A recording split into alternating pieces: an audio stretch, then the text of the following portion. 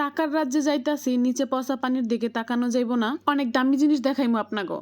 তো আসসালামু আলাইকুম, সবাই কেমন আছেন? আশা করি সবাই অনেক ভালো আছেন। মুই আলহামদুলিল্লাহ অনেক ভালো আছি। এই ভিডিওটা কিছুদিন আগের আম্মুর বাসায় গেছিলাম, যাওয়ার পরে মাইয়াডাই কইতাছিল কি যে ল আম্মু তোমার অনেক সুন্দর সুন্দর গাছ দেখাই। অনেক ভিডিওতে দেখছি এই গাছগুলা নিয়া বেডিরা মাতারিরা সবাই অনেক শো আপ করে, বেডারাও করে। তাই ভাবলাম যে মুই বাদ থাকমু কি লেগা মুইও যাই। তবে গাছগুলো আসলে সুন্দর, আর ঘর সাজানোর জন্য তো কোনো কথাই নাই। রুমের যে কর্নারে রাখবেন তাকাইলে মনে হইব কি এক টুকরা প্রশান্তি। তারপর চোখের সামনে যা পাইছি সব উড়ে এলিয়া বাসায় দিয়েছি। এটা হয়েছিল একদিন বিকালের ভিডিও, কোন দিন বিকালের ভিডিও এটা জানি না।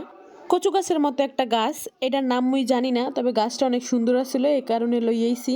বাসায় আইয়া রাত্রে মোটামুটি একটা কর্নার সাজাইয়া পরে একেবারে চুপচাপ ঘুমাইয়া গেছিলাম, কারণ ভাবলাম যে রাইতে আর তাড়াহুড়া কইরা লাভ নাই, এত তাড়াহুড়া কইরা রইবে এখানে কি। মোর বাসা হয়েছিল ছোট মুরগির খোপের লাহানি, জাগো বড় ফ্ল্যাট বাসা, ব্যালকনি আছে, খুব সুন্দর প্লেস আছে। তারা যদি সাজাইয়া রাখে তাহলে অনেক সুন্দর লাগবো।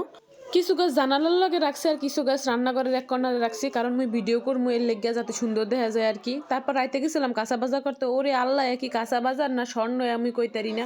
এই ভিডিওটা এর পরের দিন সকালবেলা করা, তবে সকালে সূর্যের আলোতে মোর গাছগুলা কিন্তু অনেক সুন্দর দেখা যাইতেছিল। যা পাইছি ডৌয়া ডাকনি বোতল টোতল যা আছে সবকিছুর ভিতরে আমি রাখছি। সকালে মাছ কিনতে যাওয়ার কথা ছিল, পরে আর মাছ কিনতে যাওয়া হয়নি। এক শুভাকাঙ্ক্ষী মোরে কতগুলা মাছ ধরে দিয়ে গেছে।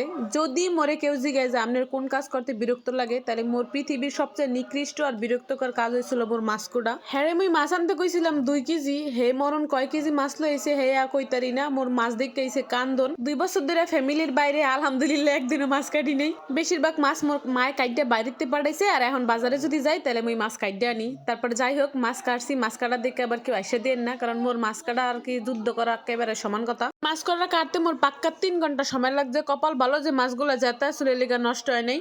দেখেন মুই বুদ্ধি খাটিয়ে কি করছি, একটা পলিথিনের ভিতরে 2 পোটলা মাছ রাখছি। বেকইলা মাথায় বুদ্ধি কাটিয়ে এই কাজটা করছি, কারণ আমাকে সরকার হয়েছিল বর্তমানে পলিথিন সাপ্লাই বন্ধ করে দিছে।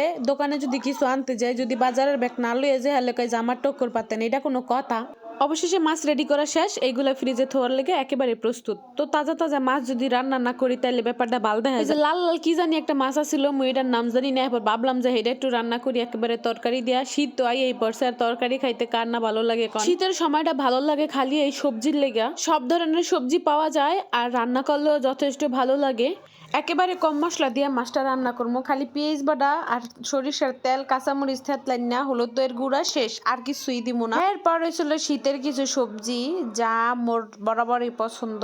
তারপরে লাড়াচাড়া কইরা ঢাকা দিয়া দিমু, একটু সিদ্ধ হইলে মাছগুলা দিয়া দিমু, তারপরে তরকারিটা হইয়া গেলে নামাইয়া ফালাইমু। একটা কথা এটা হইছিল যে মুই একেবারে নতুন পেজে অনলাইন জগতে মোটামুটি অনেকদিন যাবত আর পেজে ভিডিও টিডিও করি না। মূল কথা হইছিল মোর জন্মের শরম। এই শরমের কারণে কোনো সময় ক্যামেরার সামনে আইয়া ভয়েস দেয় ভিডিও করতে পারি না, মোর জন্মের শরম করে, বিশ্বাস করেন। আর পেজ কিভাবে কি চালাইতে হয় জানি না, যদি আপনারা কেউ জানেন সুন্দরভাবে তাহলে মোর একটু পরামর্শ দিয়ে। কিছু পেজে নাই মনে করেন ছাতার মাথা, কিন্তু ফলোয়ার দেখা মন চায় নিজের মাথায় নিজে একটা বাড়ি দেয়। আর মোর পেজে জোলা ফলোয়ারই বাড়ে। মোর ভিডিও মাইসে ছাড়া হে জায়গায় মিলিয়ন ভিউ, আর মুই ছাড়লে মোর আর 100-এর বেশি ভিউ হয় না। কারণ কেমনটা লাগে, যাই হোক পেজ সম্পর্কে সুন্দরভাবে কিছু জানা থাকলে মোর একটু জানাইয়েন। এত করে রান্নাঘরটা একটু সাজাইলাম, তো চা না বানাইলে হয়? লন চা বানাই আর আমনেগো লাগে গল্প করি। আমনেগো কোন কাল ভালো লাগে, গরম না শীতকাল? মোর বরাবরই শীতকাল অনেক বেশি ভালো লাগে। একদল আছে কিন্তু শীতের কাল লাগে, গরমের কাল ভালো লাগে, আর গরমের কাল লাগে শীতকাল ভালো লাগে। মুই কিন্তু ভাই এক কথার মানুষ, মোর বরাবরই শীতকাল ভালো লাগে। কইছি তো কইছি। মুই আবার ওই সুলুম পাল্টাই না দলে নাই, যারা ওই যে কয় শীতকালে কয় গরমকাল ভাল লাগে, গরমকালে কয় শীতকাল ভাল লাগে। মুই যা কইছি তো কইয়া থুইয়েই দিছি।